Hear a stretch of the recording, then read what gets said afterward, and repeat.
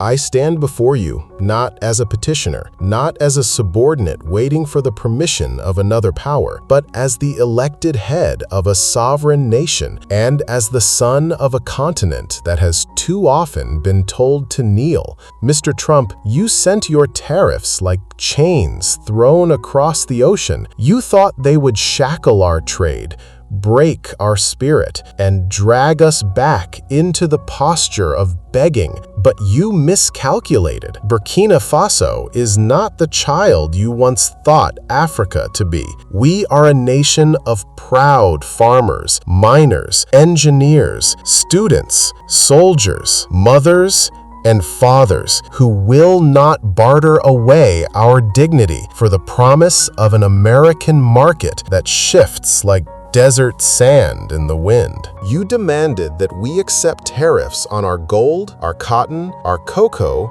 our food, the very lifeblood of our economy. You called it policy. We call it what it is, coercion dressed as commerce. For decades, our leaders accepted this cycle. Tariffs, sanctions, conditional aid, structural adjustments, different masks for the same face, and for decades, Africa bent because bending seemed the only way to survive. But I have walked among the people of my country. I have seen the mines where foreign corporations carried away riches and left behind dust. I have seen farmers watch their harvests rot because a contract signed in a distant capital priced them out of their own markets. I have buried soldiers who died protecting villages that the West preferred to treat as chess squares. My people did not elect me to continue that story. They elected me to end it. So when you sent your tariffs, I did not summon my ministers to tremble over spreadsheets and ask how much pain we must endure before we crawl back to you for mercy. I did not sit with economists to calculate how quickly our reserves would bleed away or how many months our farmers could survive without your markets. Instead, I called my cabinet together and asked a different question. The question that every sovereign nation must ask at least once in its life. How do we live without the United States? How do we build a future where no leader, whether in Washington or Paris or London or any other capital, can wake up one morning, pick up a pen, and decide to punish us for daring to stand upright? How do we make sure our children's lives are not hostage to the moods of a foreign government? And within 72 hours, we had our answer, because we had been quietly preparing for this moment for years. Okay, here's the full statement again. We activated the agreements we had painstakingly signed with our African brothers and sisters under the Continental Free Trade Area. We called the presidents of Ghana, Kenya, Senegal, South Africa, Nigeria, and beyond.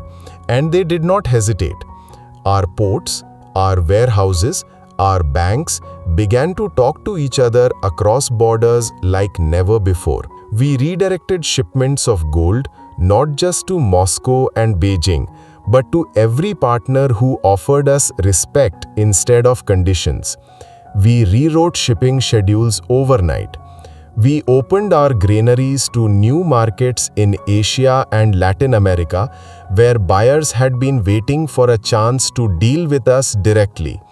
We put our cotton, our cocoa, our livestock, our grains onto new ships bound for new harbors, bypassing the stranglehold you thought you had built.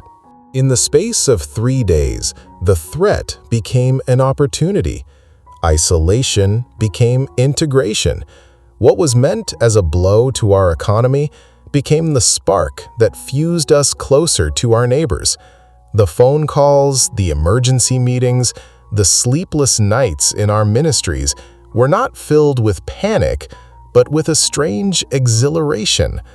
At last, we were acting, not reacting. You tried to break us apart, but you helped push us together. You tried to teach us a lesson in submission, but you forced us to practice self-reliance. The change you threw became the fire that tempered our steel. I say this not to boast, but to teach, because what we have done is not a miracle reserved for one country. It is a discipline any free people can choose. For too long, the West has counted on our fear, like a banker counts on interest. Fear that sanctions will starve our people.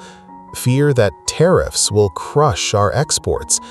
Fear that defiance will lead to isolation. That fear has been the invisible chain linking our leaders to old masters long after the flags came down. But fear is a weapon that only works while we believe in it, only works while we whisper to ourselves that we are too small to stand, too poor to resist, too divided to act. I stopped believing in that whisper the day I first put on a soldier's uniform and marched across the scorched earth of my own country. I watched foreign contractors and convoys of shining four-wheel drives splash through mud as they passed starving villagers walking barefoot. I listened to their talk of stability and development, while I held in my hands the reports of villages burned and roads never built.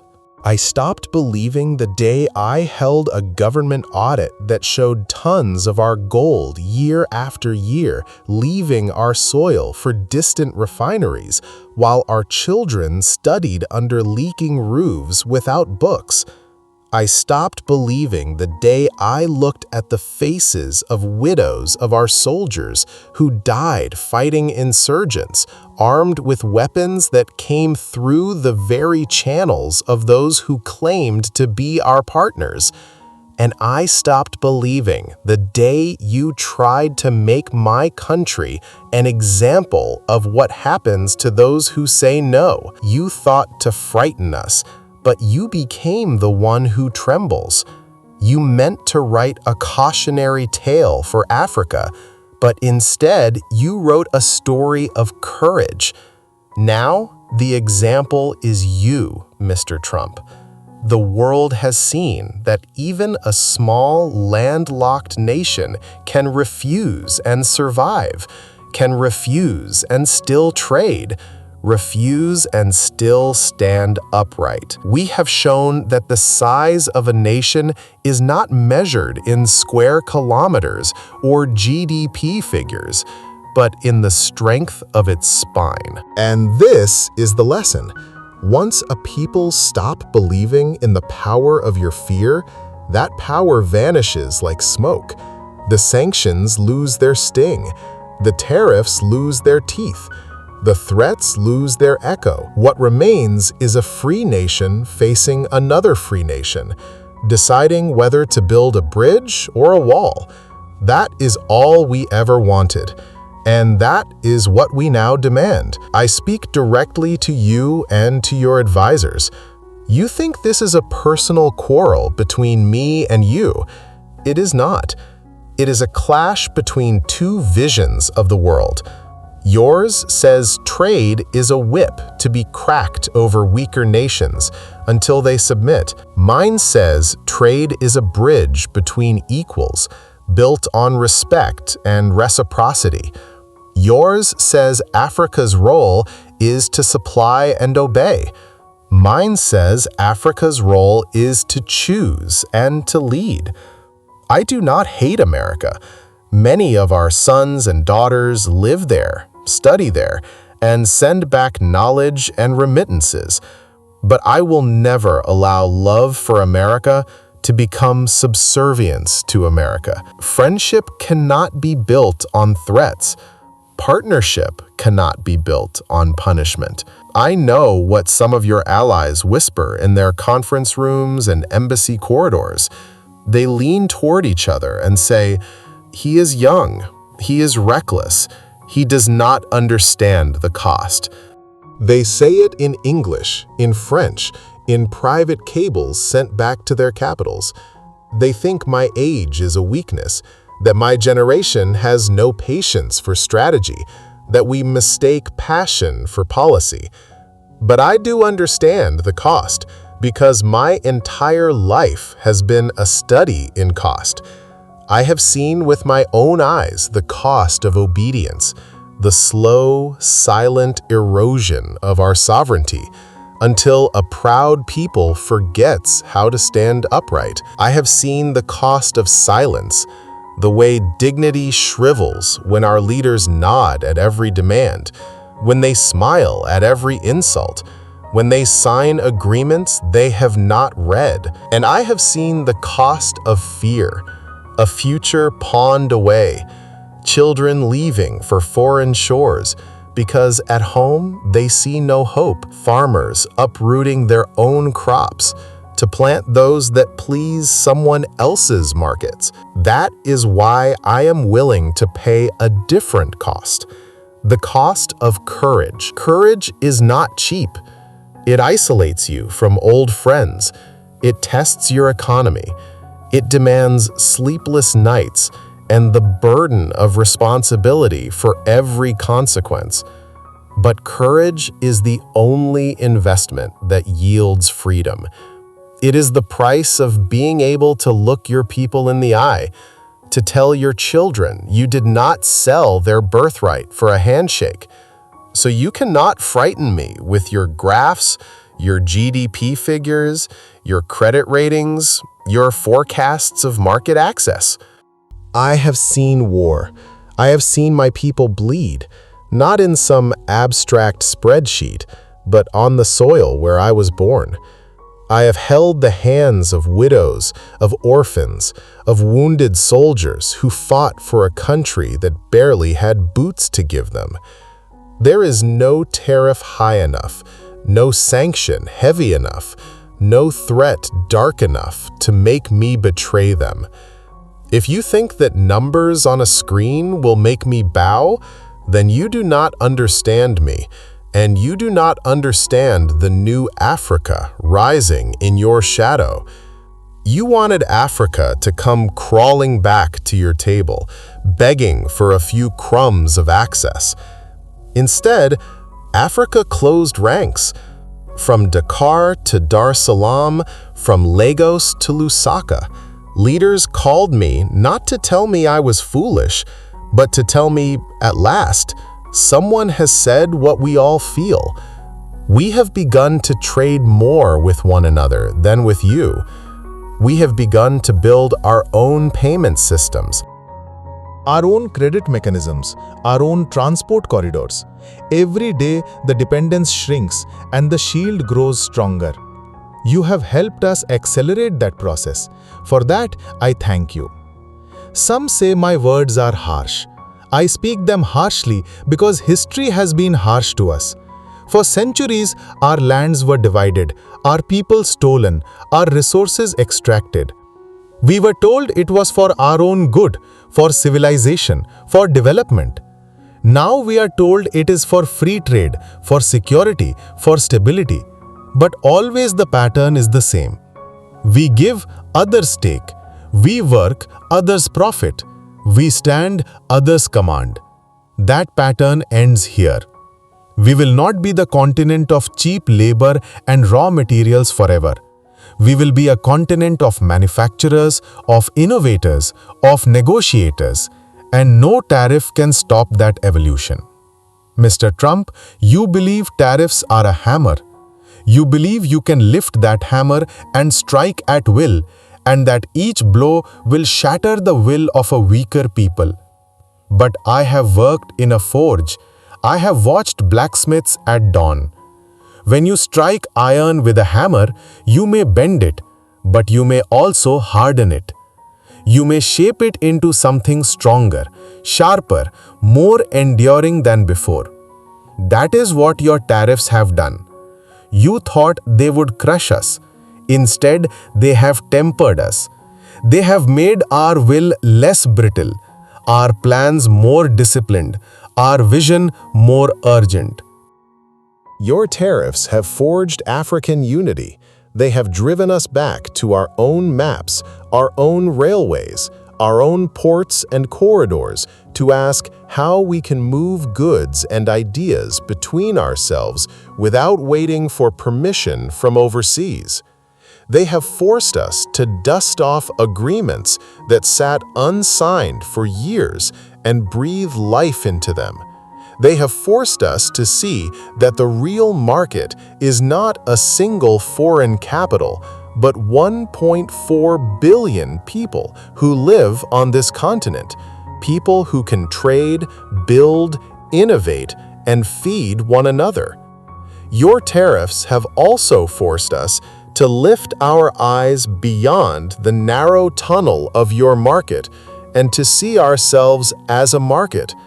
For too long, our economists wrote reports measured only in how many tons we exported to you, how many dollars we borrowed from you, how many investors flew in from you. Now, because of your hammer, our reports count the contracts signed between Lagos and Dar, between Ouagadougou and Nairobi, between our ports and Asia, between our farmers and Latin America. You thought you were shutting doors. You opened windows. Your tariffs have forced us to strengthen ties with partners who treat us with dignity, not disdain. We are learning to negotiate from a position of respect, to demand fair prices, to write our own terms. We are learning which partners see us as equals and which see us as pawns. We are learning that dignity in trade is worth more than a temporary profit. Above all, your tariffs have forced us to prepare for a future without you. And when a people prepare for freedom, freedom comes. Once you have learned to breathe without a ventilator, you no longer fear someone turning it off. Once you have built your own house, you no longer fear eviction. That is what is happening now on this continent. We are hammering our own steel on our own anvils, and the sound you hear is not breaking, it is forging. Do not come to your country to lecture. I do not stand at your podium to insult. I stand in my own capital and speak to my own people and to the world, because this is what sovereignty looks like. We will trade with America if America respects us. We will work with America if America treats us as equals. But we will not kneel, not for dollars, not for access, not for threats. This is not anti-Americanism. This is self-respect. I want every African child listening to hear this. You are not born to be a supplier of cheap goods to somebody else's empire. You are born to create, to build, to lead. Do not let anyone tell you that your country is too small to stand tall. Burkina Faso is small, but our spine is strong. We have chosen to stand, and we are still standing. You can too. To the world's media who are astonished, do not mistake our calm for weakness. We are calm because we are prepared. Do not mistake our youth for ignorance. We are young because a new generation has arrived. Do not mistake our rejection of one policy for rejection of the world. We welcome the world, but on our terms. Those terms are respect, fairness, and mutual benefit. Bring that, and you will find in Africa a partner like no other. Bring tariffs, threats, and ultimatums, and you will find a continent that is learning to live without you. I extend my hand not as a subordinate but as an equal. America can still be our friend, but friendship must be chosen freely, not extracted under pressure. This is the lesson of this moment. You cannot coerce dignity. You cannot tariff sovereignty. You cannot sanction self-respect. You cannot embargo freedom. I have spoken enough of what we will not accept. Let me speak of what we will build.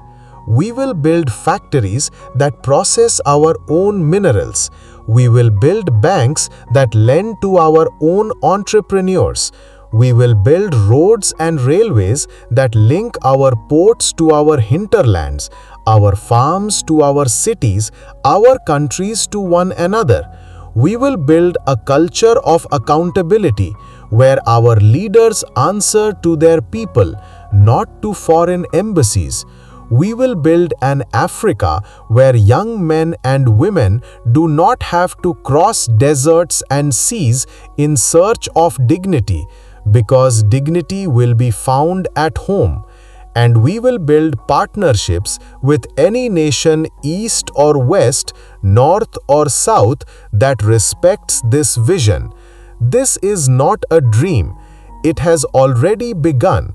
The African Continental Free Trade Area is knitting us together. The Pan-African Payment and Settlement System is cutting our dependence on the dollar. BRICS and other forums are opening new financial channels. Our farmers are finding markets in Asia. Our miners are negotiating directly with buyers in the Middle East. Our tech startups are drawing investment from everywhere.